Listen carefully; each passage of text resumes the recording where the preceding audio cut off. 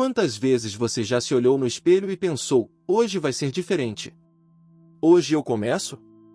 Aquele momento de clareza, quase epifânico, em que você enxerga com precisão o que precisa mudar na sua vida. Talvez tenha sido depois de uma noite sem dormir pensando nos mesmos problemas. Ou talvez depois de mais uma situação em que você repetiu um padrão que jurou abandonar. E então, algumas semanas depois, lá está você, de volta ao ponto de partida, carregando o peso da mesma promessa quebrada, da mesma mudança adiada. Como se uma força invisível sabotasse cada tentativa genuína de transformação. Viktor Frankl, sobrevivente dos campos de concentração e um dos maiores psiquiatras do século XX, nos lembrou: entre estímulo e resposta existe um espaço. Nesse espaço está nosso poder de escolher nossa resposta. Na nossa resposta está nosso crescimento e nossa liberdade. Mas por que parece tão difícil habitar esse espaço? Por que as mudanças que mais desejamos são frequentemente as mais difíceis de alcançar? Hoje, mergulharemos profundamente nas forças invisíveis que nos mantêm paralisados, naquilo que bloqueia nosso potencial e, mais importante, descobriremos juntos os caminhos para uma transformação autêntica e duradoura. Este não é mais um vídeo sobre pensar positivo ou visualizar seu sucesso. É uma jornada honesta pelos mecanismos internos que tanto nos protegem quanto nos aprisionam. É um convite para olhar com compaixão e curiosidade para as partes de nós mesmos que temem a mudança, mesmo quando a desejamos profundamente. Porque, no final, o maior obstáculo entre você e a vida que deseja não está no mundo externo, está nos padrões invisíveis que governam seus pensamentos, suas emoções e suas escolhas diárias. Você está pronto para esse encontro consigo mesmo?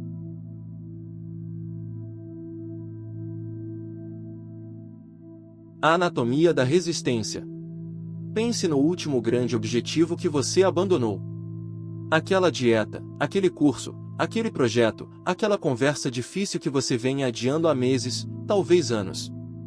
No início, havia entusiasmo, determinação, até mesmo um plano detalhado. E então, com o passar dos dias, surgiram as desculpas, as procrastinações, as pequenas negociações internas. Vou começar na segunda-feira. Este não é o momento certo, quando as coisas se acalmarem. O que realmente acontece nesses momentos? Por que desistimos tão facilmente daquilo que dizemos querer tanto? A psicologia moderna tem um nome para esse fenômeno: resistência à mudança. E não é apenas falta de força de vontade ou disciplina. É algo muito mais profundo, enraizado nas camadas mais primitivas do nosso cérebro. Quando contemplamos uma mudança significativa em nossa vida, não importa quão positiva ela possa ser, nosso cérebro registra essa possibilidade como uma ameaça potencial. O sistema límbico, aquela parte ancestral responsável por nossa sobrevivência, não diferencia entre perigos reais e a simples saída da zona de conforto. Para ele, o desconhecido sempre representa risco. É como se dentro de nós habitasse um guardião conservador, cuja única missão é preservar o status quo. Como diria o neurocientista Gregory Beers, o cérebro humano é uma máquina extraordinária, mas tem um viés embutido contra a mudança. A resistência se manifesta de formas surpreendentemente criativas. Talvez você reconheça alguma delas. A procrastinação sutil, aquele impulso de organizar sua gaveta de meia justamente quando decidiu começar um projeto importante. O autossabotador interno, a voz que sussurra que você não merece aquela promoção, aquele relacionamento saudável ou aquela vida mais plena. O pessimismo preventivo, a tendência de antecipar fracassos para evitar desapontamentos, como uma forma distorcida de autoproteção. A amnésia seletiva, aquela capacidade extraordinária de esquecer o quanto uma situação atual está causando sofrimento, justamente quando surge a oportunidade de mudá-la. E talvez a mais perigosa de todas, a ilusão de mudança, quando nos contentamos com pequenas alterações superficiais, mantendo intactos os padrões fundamentais. Mas a resistência não é sua inimiga. De fato, ela carrega uma sabedoria antiga, uma proteção contra mudanças impulsivas que poderiam nos expor a perigos reais. O problema surge quando esse mecanismo, desenvolvido para nos proteger de ameaças físicas, começa a nos proteger também do crescimento, da vulnerabilidade necessária para amar, da coragem necessária para criar. Você já se perguntou quantas vezes essa resistência silenciosa moldou sua vida? Quantas oportunidades ficaram pelo caminho, não por falta de capacidade, mas por medo do desconhecido. E agora, faço um convite. Nos comentários deste vídeo, compartilhe qual foi a última grande mudança que você adiou, mesmo sabendo que ela transformaria sua vida para melhor. Às vezes, nomear nossa resistência é o primeiro passo para compreendê-la. E lembre-se, este é um espaço sem julgamentos, todos nós carregamos nossas próprias barreiras. As raízes profundas dos bloqueios. Existe uma verdade desconfortável que precisamos encarar: muitos dos bloqueios que enfrentamos hoje têm raízes profundas no nosso passado. Não são apenas hábitos aleatórios ou falhas de caráter, são estratégias de sobrevivência que um dia foram absolutamente necessárias. Quando criança, você não chegou ao mundo com um manual sobre como navegar o ambiente familiar, escolar ou social. Precisou aprender por tentativa e erro, observando cuidadosamente o que trazia aprovação e o que resultava em rejeição ou crítica.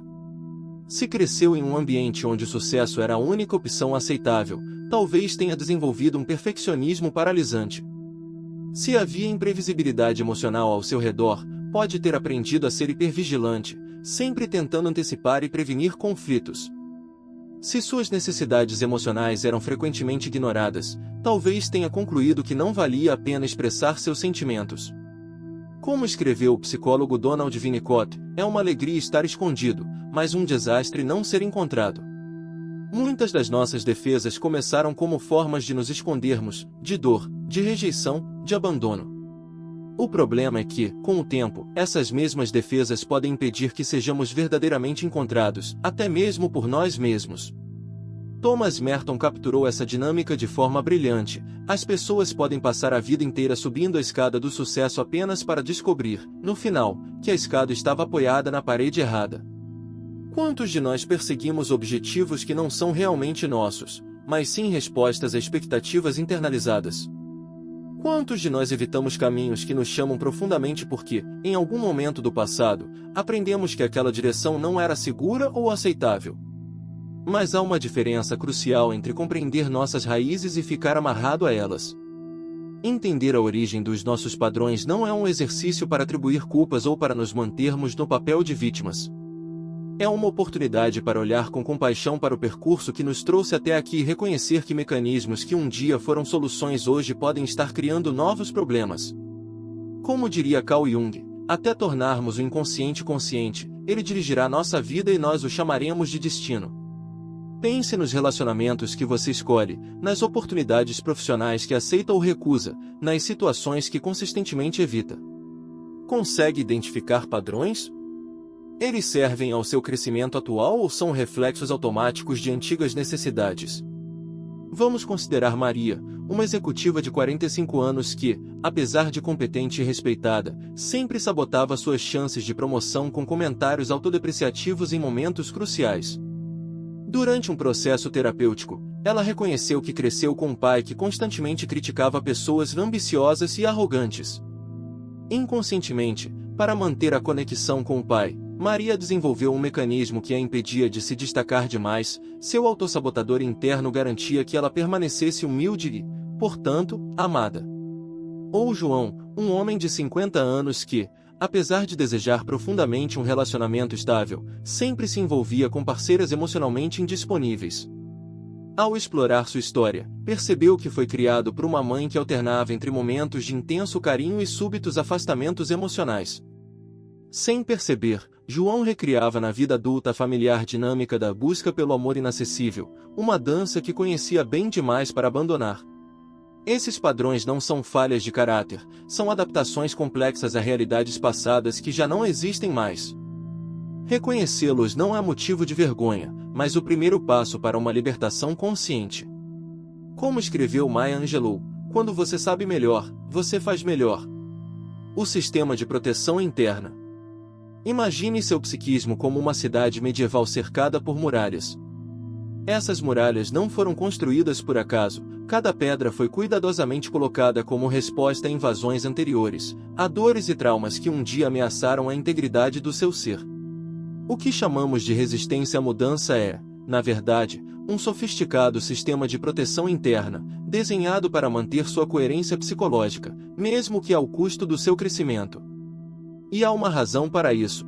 Do ponto de vista evolutivo, a consistência interna é mais importante para a sobrevivência do que a felicidade.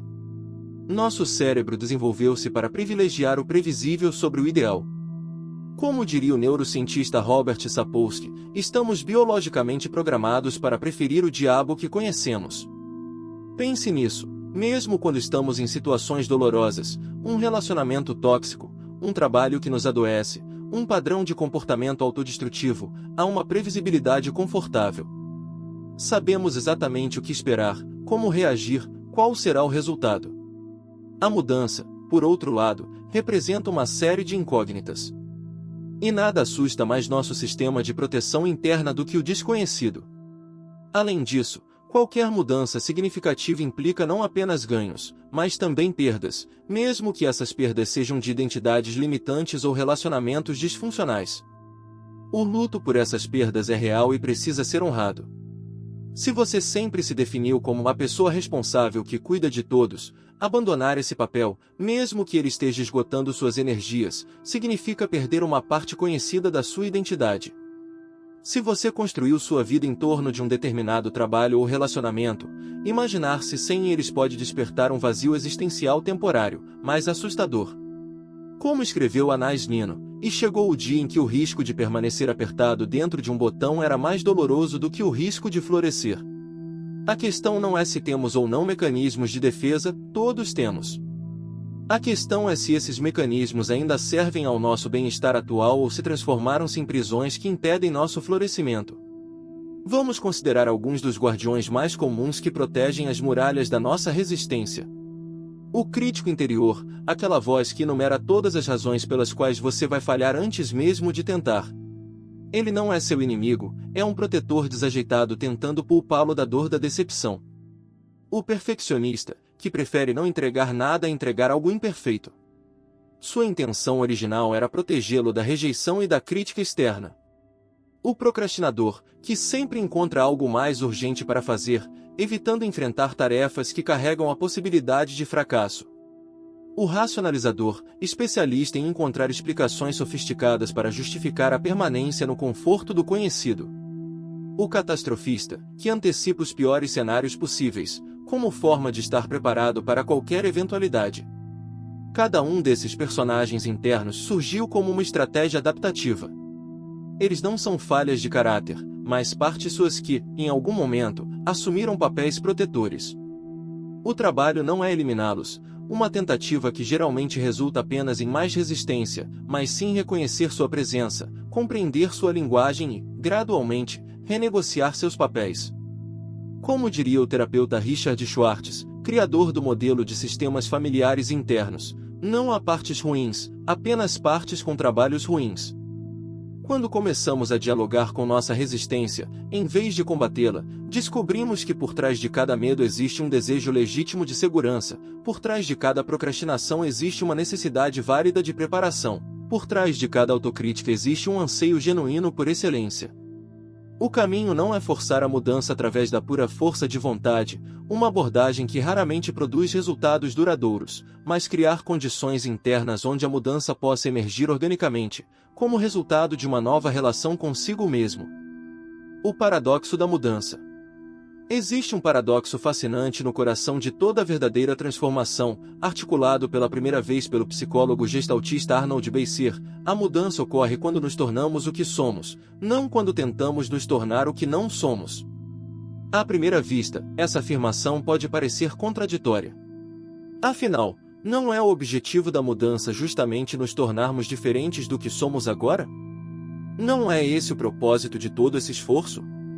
E aqui chegamos a uma distinção fundamental, a diferença entre mudança autêntica e mudança performativa. A mudança performativa é aquela que tentamos impor a nós mesmos, frequentemente motivada por deveres internalizados, comparações sociais ou tentativas de preencher expectativas externas. É a dieta radical iniciada em janeiro, o plano de carreira baseado no que outros definiram como sucesso, a personalidade que assumimos em diferentes contextos para sermos aceitos. Essa forma de mudança exige constante vigilância e esforço, pois vai contra o fluxo natural do nosso ser. É como nadar contra a corrente, possível por curtos períodos, mas insustentável a longo prazo. A mudança autêntica, por outro lado, emerge quando finalmente nos permitimos reconhecer e aceitar todas as partes de nós mesmos, inclusive aquelas que resistem à transformação. Paradoxalmente, é somente quando abandonamos a guerra interna contra quem somos que criamos espaço para nos tornarmos quem podemos ser. Como escreveu Carl Rogers, um dos fundadores da psicologia humanista, a curiosa paradoxalidade é que quando me aceito como sou, então posso mudar. Vamos ilustrar esse conceito com uma história. Imagine Lucas, um homem de 40 anos que luta há 2 décadas contra sua timidez. Ele tentou de tudo: cursos de oratória, livros de autoajuda, técnicas de respiração. Em cada interação social, ele se força a ser mais extrovertido, mais assertivo, mais carismático, seguindo modelos que considera ideais. Mas quanto mais Lucas tenta não ser tímido, mais autoconsciente ele se torna. Cada interação se transforma em uma performance exaustiva, onde ele constantemente monitora seu desempenho, criticando-se por cada momento de hesitação. Um dia, após mais uma tentativa frustrada, Lucas decide uma abordagem radicalmente diferente: aceitar sua timidez. Não como uma falha a ser superada, mas como uma parte legítima da sua personalidade. Ele começa a observar sua timidez com curiosidade, sem julgamento. Percebe que sua sensibilidade social, frequentemente interpretada como timidez, também lhe confere uma capacidade única de perceber nuances emocionais nos outros. Nota que sua preferência por ouvir antes de falar resulta em conversas mais profundas e significativas. Curiosamente, quanto mais Lucas aceita sua natureza introspectiva, menos ameaçadoras se tornam as situações sociais. Sem a pressão de ter que se transformar em alguém completamente diferente, ele encontra seu próprio estilo de conexão, mais tranquilo, mais autêntico e, paradoxalmente, mais confiante. A verdadeira mudança não aconteceu quando Lucas tentava eliminar sua timidez, mas quando ele parou de lutar contra ela e começou a trabalhar com ela. Esse é o paradoxo central: quando cessamos a guerra contra nós mesmos, quando abandonamos a rejeição das nossas partes problemáticas, criamos as condições internas para uma transformação genuína. Como diria o poeta Rumi, além das ideias de certo e errado, existe um campo. Encontrarei você lá. Esse campo é o da autoaceitação radical, não como resignação ou desistência, mas como o fundamento necessário para qualquer crescimento autêntico. Desmontando as armadilhas mentais.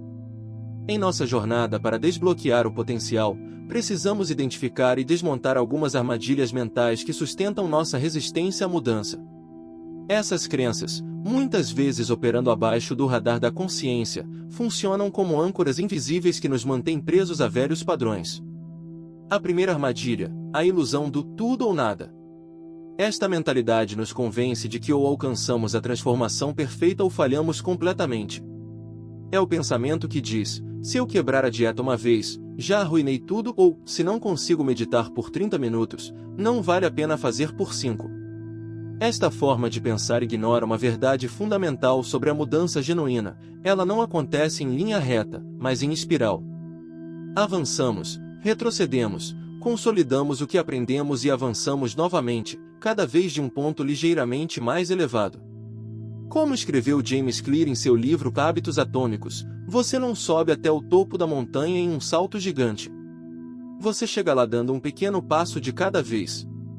A segunda armadilha, a falácia da força de vontade ilimitada. Muitos de nós fomos criados acreditando que a força de vontade é como um músculo moral: se não conseguimos mudar, é porque não estamos nos esforçando o suficiente. Esta crença ignora as descobertas da neurociência sobre a natureza limitada dos nossos recursos de autocontrole. A verdade é que a força de vontade é um recurso finito que se esgota com o uso. Quando tentamos mudar apenas através do autocontrole, estamos configurando um sistema que inevitavelmente falhará sob pressão. A abordagem mais eficaz não é depender exclusivamente da força de vontade, mas criar ambientes que facilitem a mudança desejada. Como diria o psicólogo Beijo Fogg, torne fácil fazer a coisa certa e difícil fazer a coisa errada. A terceira armadilha, a desconexão entre valores e objetivos. Frequentemente, estabelecemos objetivos sem investigar os valores que os sustentam. Queremos perder peso, ganhar mais dinheiro, mudar de carreira, mas não nos perguntamos profundamente o porquê. Quando nossos objetivos não estão alinhados com nossos valores mais profundos, a motivação rapidamente se esvai diante do primeiro obstáculo. A mudança sustentável requer clareza não apenas sobre o que queremos alcançar, mas sobre por que isso é significativo para nós. Como escreveu Viktor Frankl, aqueles que têm um porquê para viver podem suportar quase qualquer como ponto. A quarta armadilha, a narrativa da identidade limitante. Talvez a mais poderosa de todas as armadilhas seja a história que contamos a nós mesmos sobre quem somos. Eu sempre fui assim, na minha família ninguém consegue, eu não sou o tipo de pessoa que... Essas narrativas de identidade funcionam como profecias autorrealizáveis, criando limites invisíveis para o que consideramos possível. Elas ignoram uma verdade fundamental: a identidade não é fixa, mas fluida e constantemente recriada através das nossas escolhas. Como observou o filósofo Jean-Paul Sartre, nós somos nossas escolhas. Desmontar essas armadilhas mentais requer um tipo especial de atenção, não aquela que busca corrigir ou reprimir, mas a que observa com curiosidade genuína os padrões de pensamento que emergiram ao longo da nossa história. É como ajustar a iluminação em um quarto escuro, não para lutar contra as sombras, mas para ver com mais clareza o que sempre esteve lá. E isso nos leva a uma pergunta importante para refletir e compartilhar nos comentários: qual das armadilhas mentais mencionadas você percebe mais fortemente na sua vida? E como ela tem afetado suas tentativas de mudança? Compartilhar essa reflexão pode não apenas clarear seu próprio caminho, mas também iluminar o percurso de outras pessoas que estão enfrentando desafios semelhantes. As 5 portas da transformação autêntica. Agora que compreendemos melhor a natureza da resistência e identificamos algumas das armadilhas que nos mantêm presos a velhos padrões, é hora de explorar caminhos práticos para uma transformação genuína. Apresento a você as 5 portas da transformação autêntica, não como uma fórmula mágica, mas como convites para uma abordagem mais profunda e sustentável da mudança pessoal. Primeira porta: a curiosidade compassiva. A verdadeira transformação começa não com um plano de ação, mas com uma qualidade particular de atenção.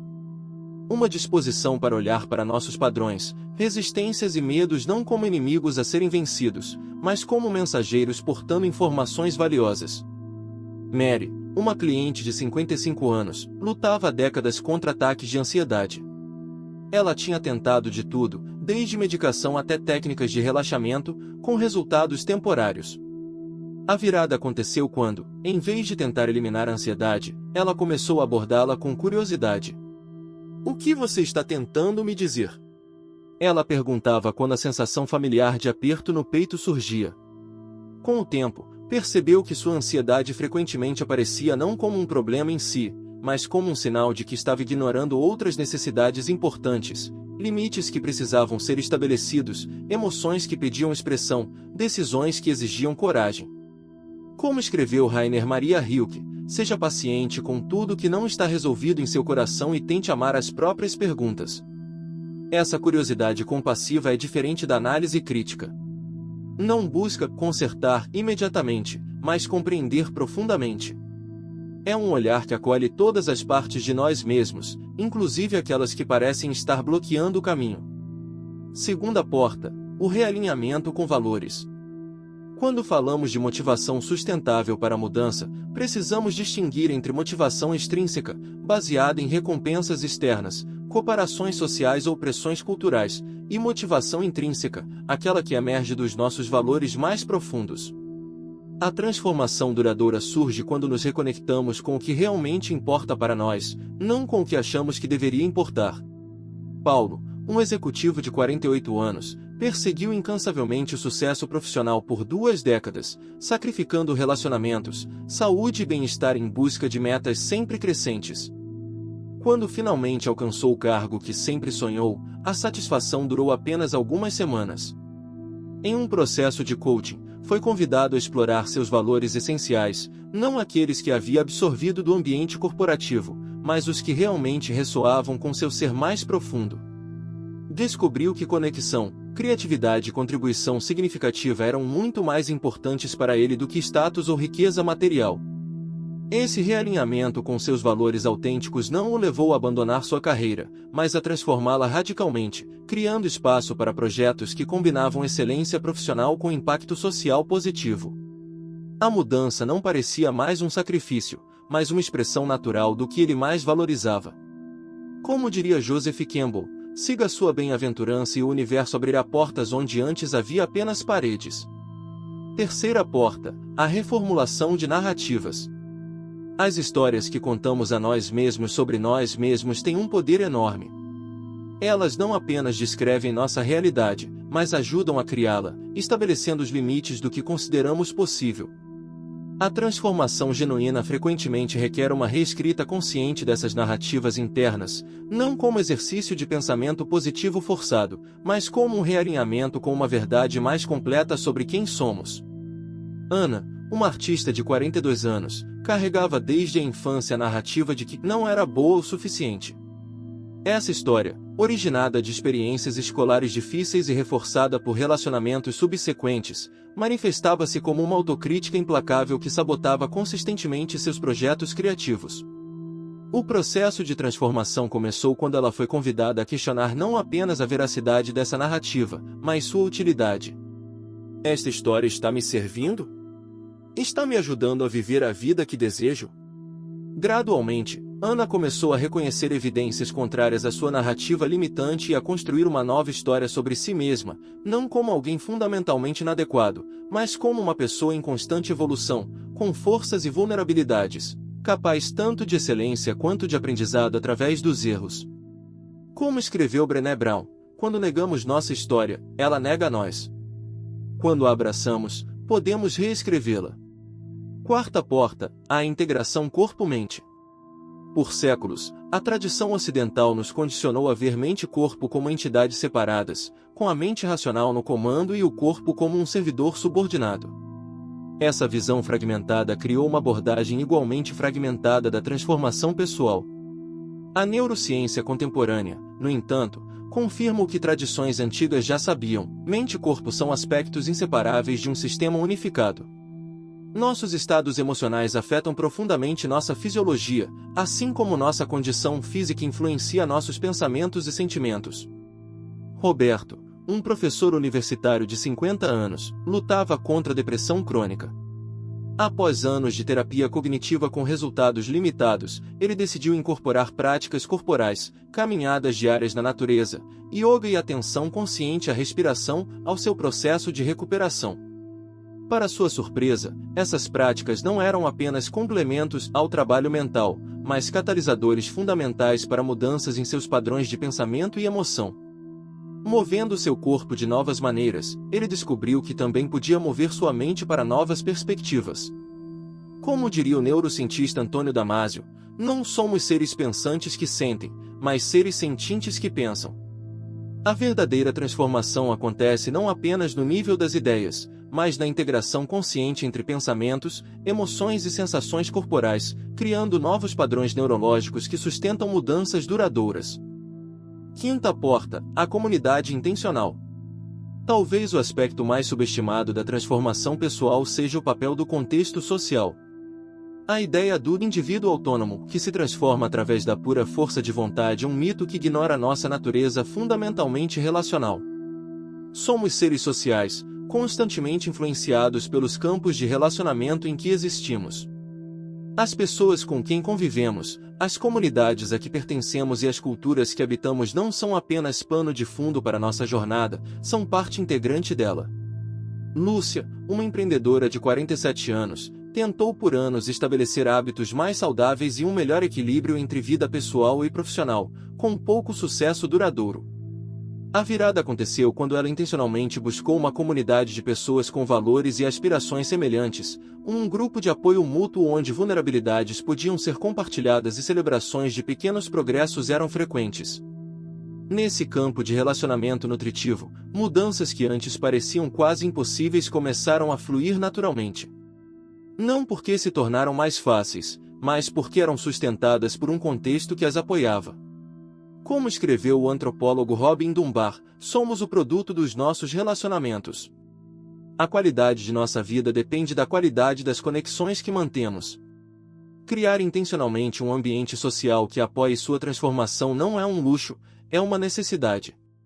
Seja um grupo de apoio formal, um mentor, um terapeuta, ou simplesmente amigos que compartilham valores semelhantes, precisamos de espelhos humanos que reflitam nossa verdade e sustentem nossa coragem nos momentos difíceis. Pense nisso. Quantas vezes você tentou mudanças significativas isoladamente, mantendo seus esforços em segredo por medo do julgamento ou do fracasso público? E se, ao invés disso, você convidasse aliados para sua jornada? Navegando o processo de transformação. Mesmo com todas as portas abertas, o caminho da transformação raramente é uma linha reta. É mais como navegar em um oceano, às vezes com ventos favoráveis, outras vezes enfrentando tempestades inesperadas, e ocasionalmente experimentando períodos de calmaria aparente onde parece que nenhum movimento está acontecendo. Compreender os estágios naturais dessa jornada pode nos ajudar a persistir quando o caminho se torna desafiador. O estágio da contemplação. Antes que qualquer mudança visível ocorra, geralmente passamos por um período de inquietação interna, aquela sensação incômoda de que algo não está alinhado em nossa vida, mesmo que não consigamos articular exatamente o que. William Bridges, especialista em transições de vida, chama isso de fim antes do começo, quando sabemos que o velho não funciona mais, mas o novo ainda não se revelou.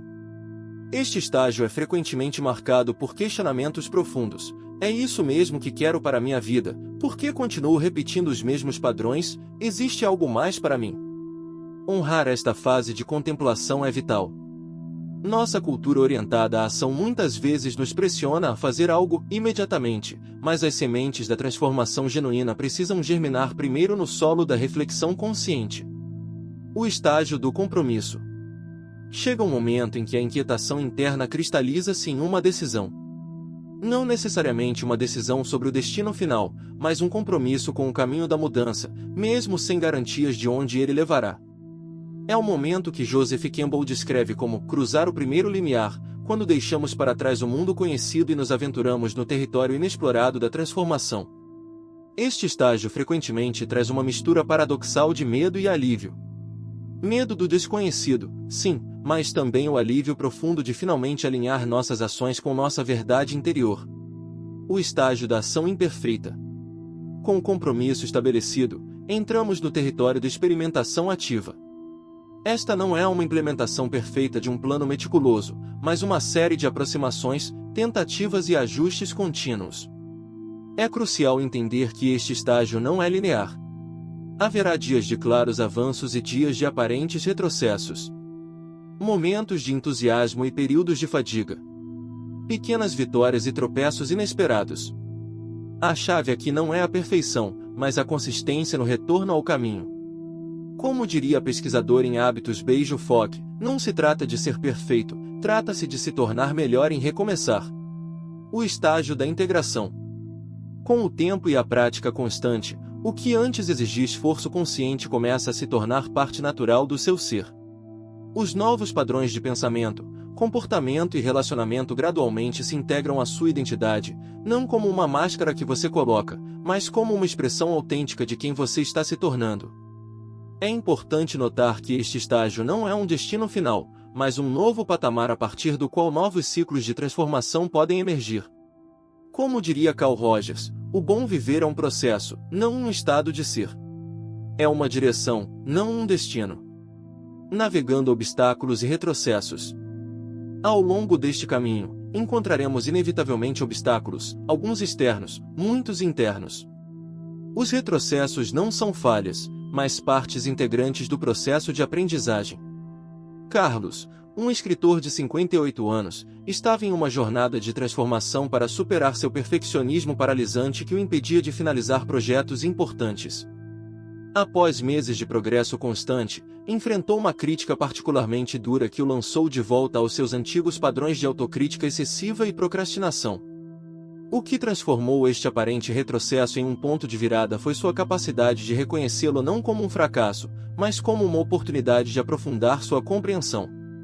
Em vez de se punir pela recaída, ele se perguntou: o que este momento está me ensinando sobre padrões que ainda precisam de atenção? Esta abordagem revela uma verdade fundamental sobre a transformação autêntica: Os obstáculos não estão no caminho, eles são o caminho.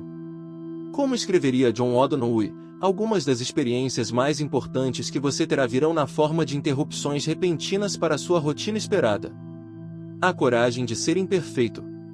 Há uma ironia profunda no centro de toda jornada de transformação pessoal. Frequentemente, o que mais bloqueia nosso crescimento não é a resistência à mudança em si, mas a resistência à imperfeição do processo. Nossa cultura está saturada de narrativas de transformação instantânea, dos programas de Extreme Makeover às histórias de sucesso da noite para o dia, das dietas milagrosas aos métodos que prometem felicidade em 5 passos simples.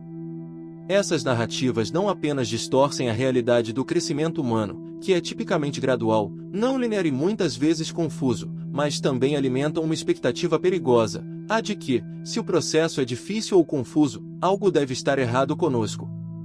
A verdade é que a transformação autêntica não se parece com um comercial de TV. Parece-se mais com a criação de uma obra de arte, com períodos de intensa inspiração, momentos de confusão criativa e longos trechos de trabalho paciente e muitas vezes invisível. Brené Brown, em sua pesquisa pioneira sobre vulnerabilidade, descobriu que uma das características mais comuns entre pessoas que vivem de forma plena e autêntica é o que ela chama de capacidade de abraçar a imperfeição. Esta não é uma resignação passiva às limitações, mas um reconhecimento corajoso de nossa humanidade compartilhada, com todas as suas falhas, contradições e beleza imperfeita. Teresa, uma médica de 63 anos, passou décadas tentando ser a profissional perfeita, a mãe perfeita, a esposa perfeita, uma busca exaustiva que a deixou constantemente sentindo-se inadequada, por mais que realizasse. Sua transformação mais profunda não veio de alcançar finalmente a perfeição, mas de encontrar a coragem para abraçar sua humanidade completa, incluindo suas vulnerabilidades, seus erros e suas necessidades não atendidas. Quando parei de lutar contra minha imperfeição, ela compartilhou, descobri uma liberdade que nunca imaginei possível. Não a liberdade de nunca mais falhar, mas a liberdade de ser plenamente humana. Como escreveu Leonard Cohen em sua famosa canção, há uma rachadura em tudo. É assim que a luz entra. Talvez o maior ato de coragem não seja a busca da perfeição, mas a disposição de permitir que nossas rachaduras sejam vistas, por nós mesmos e pelos outros, reconhecendo que é precisamente através dessas imperfeições que nossa humanidade mais profunda pode brilhar. E aqui tem uma pergunta para você refletir e, se sentir-se confortável, compartilhar nos comentários. Qual é a imperfeição que você mais teme mostrar ao mundo? E o que poderia acontecer se, em vez de escondê-la, você começasse a aceitá-la como parte da sua jornada única? O poder das microtransformações. Em nossa busca por mudanças significativas, frequentemente caímos na armadilha de pensar apenas em termos de grandes revoluções, a completa reinvenção de carreira, a transformação radical do corpo, a mudança dramática de vida. No entanto, a ciência do comportamento humano e os ensinamentos de tradições contemplativas convergem em um ponto crucial: as transformações mais profundas e duradouras geralmente começam com passos tão pequenos que podem parecer insignificantes à primeira vista. James Clear, autor de Hábitos Atômicos, apresenta um conceito poderoso: a melhoria de 1% todos os dias. Este princípio da acumulação de ganhos marginais demonstra como pequenas melhorias consistentes, ao longo do tempo, produzem resultados extraordinários devido ao poder dos juros compostos aplicados ao desenvolvimento pessoal. Se você melhorar 1% a cada dia por um ano, você será 37 vezes melhor no final. Este não é apenas um cálculo matemático, mas uma verdade profunda sobre como ocorre a transformação genuína. Helena, uma professora de 57 anos, lutava contra a ansiedade crônica há décadas. Depois de tentar diversas abordagens ambiciosas que sempre culminavam em desistência, ela decidiu implementar uma prática de apenas 3 minutos diários de respiração consciente. Parecia tão pequeno que quase me senti culpada, como se estivesse fazendo muito pouco, ela relatou. Mas era algo que eu realmente podia manter, mesmo nos dias mais ocupados. Após 6 meses, esses 3 minutos diários haviam se expandido naturalmente para períodos mais longos de prática e, mais importante, haviam se integrado ao seu modo de ser. Helena percebeu que estava respondendo diferentemente a situações estressantes, não porque tentava conscientemente aplicar técnicas de gerenciamento de ansiedade, mas porque seu sistema nervoso havia gradualmente incorporado um novo padrão de resposta. Como diria o mestre Zen Shunryu Suzuki, quando tentamos com força alcançar algo, isso nos escapa. Quando cessamos de tentar e simplesmente somos, aquilo que buscamos vem naturalmente. O poder das microtransformações reside precisamente na sua sustentabilidade e na forma como contornam as defesas da resistência interna. Mudanças pequenas o suficiente não ativam os alarmes do nosso sistema de proteção, permitindo que novos padrões se estabeleçam gradualmente sob o radar da resistência. Além disso, estas pequenas práticas consistentes criam o que os psicólogos chamam de efeito halo, um fenômeno onde o sucesso em uma pequena área tende a se espalhar para outras áreas da vida, construindo um momentum positivo. Algumas estratégias comprovadas para implementar microtransformações incluem: a técnica dos 2 minutos, reduzir qualquer novo hábito a uma versão que leve menos de 2 minutos para ser realizada. Quer meditar? Comece com 2 minutos. Quer ler mais? Comece com 2 páginas por dia. Ancoragem em hábitos existentes, anexar um novo comportamento a um já estabelecido. Por exemplo, praticar gratidão enquanto escova os dentes, ou fazer alongamentos enquanto a água do café esquenta. Modificação de ambiente, fazer pequenas alterações no seu espaço físico que facilitam comportamentos desejados. Colocar frutas em local visível, deixar o livro que quer ler na mesa de cabeceira, preparar roupas de exercício na noite anterior. Compromissos públicos mínimos, compartilhar com uma pessoa de confiança um compromisso tão pequeno que seria quase impossível não cumpri-lo. Lembre-se, não se trata apenas de acumular pequenas mudanças, mas de desenvolver uma nova relação com o processo de mudança em si, uma que honre o poder do incremental, a importância da consistência e a beleza de permitir que a transformação ocorra organicamente, sem a violência da força de vontade excessiva. Como diria a poetisa Mary Oliver, você não precisa ser bom. Não precisa caminhar de joelhos por 100 milhas através do deserto, arrependendo-se. Você só precisa deixar o suave animal do seu corpo amar o que ele ama. Integração e caminho adiante.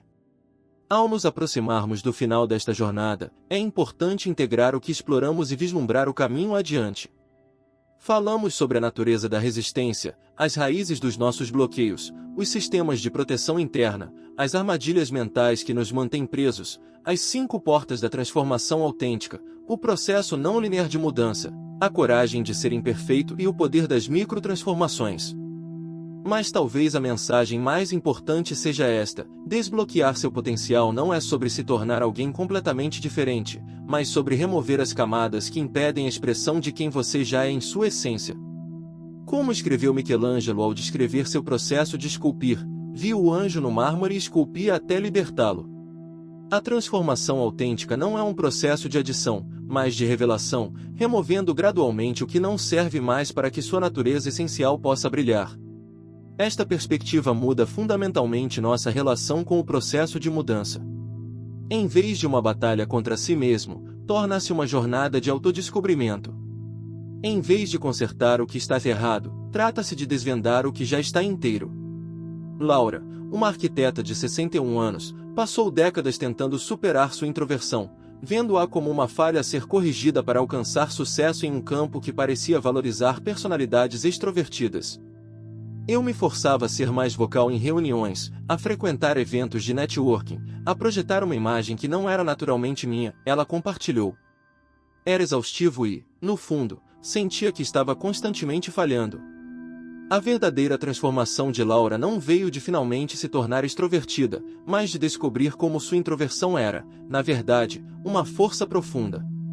Sua capacidade de observação atenta, sua profundidade reflexiva e sua escuta cuidadosa eram qualidades valiosas que a diferenciavam positivamente. Ao realinhar sua abordagem profissional com seu temperamento natural, delegando certas interações sociais, estruturando sua comunicação de formas que utilizavam seus pontos fortes e criando espaço para seu processo criativo introspectivo, ela não apenas se sentiu mais autêntica, mas também alcançou um sucesso mais sustentável. Não foi sobre mudar quem eu sou, ela refletiu, mas sobre parar de lutar contra minha natureza e começar a trabalhar com ela, não contra ela.